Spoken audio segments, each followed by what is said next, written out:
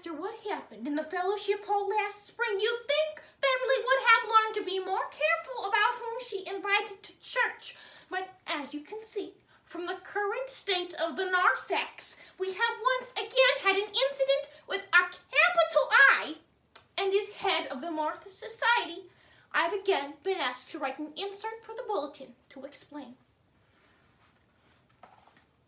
When most people think of visitors on Christmas Eve, what typically pops into their head includes relatives, elves, reindeer, Santa Claus, possibly even Jesus Christ.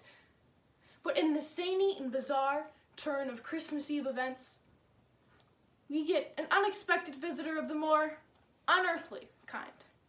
Please enjoy Stranger in the Manger by Wendy Nikel. Yesterday, as you all know, was Christmas Eve, and the women of the Martha Society had all gathered together, save for Bonnie, who was visiting her son and grandkids in Georgia, and Irene, who'd claimed she had a head cold. Nevertheless, the rest of us had met before the evening service to stuff the children's Christmas bags with popcorn balls and oranges and trim the wax off the candles and dust the cobwebs off the old wooden manger. Well, the sweet little lambs from Sunday school practiced the music for their nativity program in the small meeting room adjoining the narthex. We were just sitting at the last of the poinsettias to the sound of "Oh Little Town," the real melody, not the Episcopalian one, when Beverly burst in the door, accompanied by a large-eyed being with skin as green as envy, who looked just as shocked to see us as we did to see him, though we certainly weren't the ones standing there without even so much as swaddling clothes to cover ourselves. For a moment, we all just stared, candy canes and tinsel forgotten, until Betty stepped off and offered our guest a cup of coffee. As the others were occupied in scrounging up creamer and sugar packets and musing about whether the intergalactic traveler might enjoy a slice of Guinea's homemade pecan pie, Margie and I pulled Beverly aside to get the whole story. The creature, she said, had knocked on her door and insisted she take it to her leader.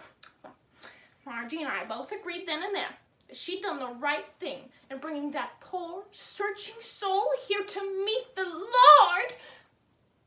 Or if not him, at least Pastor, who was currently out back shoveling the path to the side doors, and would certainly have learned in seminary whether the universal atonement of our Lord extended to those born on other planets.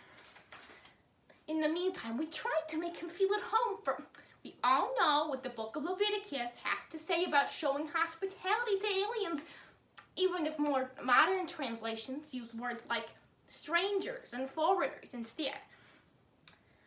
Rhonda still wasn't thrilled with the idea of inviting him to our Christmas Eve service, especially since he was not wearing a single stitch. But Margie borrowed a shepherd's brown bathrobe from the box nativity costumes to wrap around him, and that seemed to settle the matter. At least it did, until the children started singing "Away in a Manger" again. The real melody, not the Anglican one. And while the rest of us were busy debating on whether alien life would have been created on the 4th day with the stars or on the 6th day with the rest of the earthly creatures, our guest wandered his way toward the meeting room and began to sing. And first we didn't notice what had happened. We assumed that Gladys had misread the key signature again, and that the discordant ruckus was just her playing the piano. But as the noise grew louder and the children stopped singing and peered out into the narthex to see what on earth was going on, we all also noticed the blinding light streaming through the stained glass window. "It's the Christmas star!" Rhonda shouted. "Now it's the Herald Angels!" Margie said. Meanwhile, the alien, standing there before the shepherds and angels and sheep with one foot smack dab in the manger, trilled louder and louder, higher and higher, surpassing even our most well-trained soprano's range, as the lights outside whirred and flickered dizzily. That's when Pastor showed up, bursting in through the back door and asked, What in heaven's name is going on here? His frazzled and snow-coated hair must have startled the poor alien, for he took one look at our dear bedraggled minister and let out a final, piercing screech. Suddenly there was a giant crash and a brilliant beam of light, and next thing we knew, Pastor, the children, and the entire Martha Society were blasted out of the narthex, leaving behind nothing of the alien or UFO except a gaping hole in the stained glass window, a half-empty cup of coffee, and a discarded shepherd's robe. And yet, fellow members of St. Paul's, is how our narthex got destroyed by a church-shopping extraterrestrial, and why we're asking you to please use the side doors for today's Christmas services. Thank you.